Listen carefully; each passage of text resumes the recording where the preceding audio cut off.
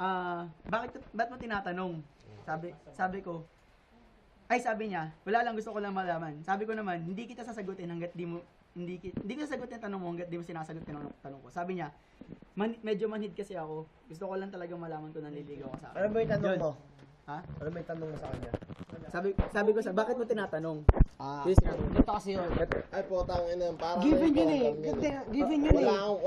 Wala kang constant na desisyon. Kasi ganito yun, gusto ko lang malaman anong dahilan niya, bakit niya ako tinatanong ng ganun. O sa Dito minahal kasi mo yun, babae, wala kang dapat desisyon Tama dyan. yan. Oo. Kasi yun eh. Kasi dapat Given- sagot mo doon, hindi kasi.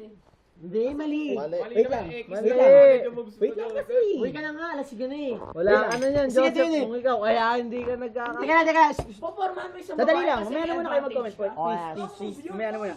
Please, mamaya na muna. Tama yun, take advantage. Ayun, ganito. Tama ka na nga. Ganito. Doon. Wait lang. Ba't ka mag-advantage? Wait lang. Sa babae? Okay, ganyan. Ang sabi niya sa akin, yun, di ba? May bago nililigaw. Yun, tapos sinabi ko yun sa kanya yung dahilan. Sabi ko, wait lang. Sabi ko, let's say I like you. Sabi ko sa kanya, let's say I like you. Pero kung